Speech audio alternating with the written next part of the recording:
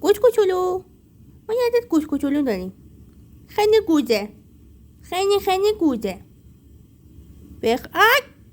همین الان دارم میگم خیلی گوزه، تو من گاز میگیری؟ بی طبیعت. پسر قشنگم، اصلی بلا بودم من، غینی تپل بودم من، جوجو بلا بودم من، شکم گنده بودم من. کجا؟ آره، نیمروخته به ما نشون بده، به رخ ما بکش. نیمروخته به رخ ما بکش. جان میخواد منو بخونه.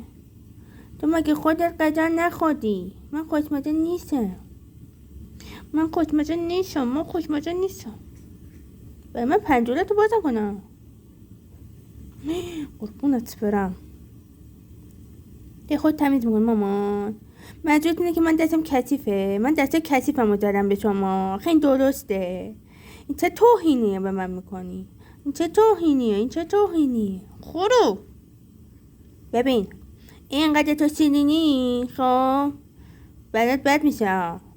به خدا برات بد میشه.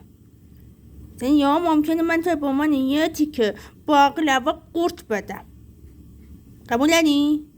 مثلا چای با باقلوا تو رو بخورم روتم یه لیوان چایی اینجا مینی پایینی که قشنگ قورتت میدم. دارم خونه کشه. لوس منی تو. آخه پسر اینقدر لوس. تو خجالت نمیکشی؟ تو پسری، تو قویس مرد خونه. با شما سلام جانو. نوش داریم، یه دونه نوش داریم. خیلی نوش بودم. قربونت برم. ببین من دیگه داره طاقتم تموم میشه. هر لحظه ممکنه این دتو گاز بگیرم.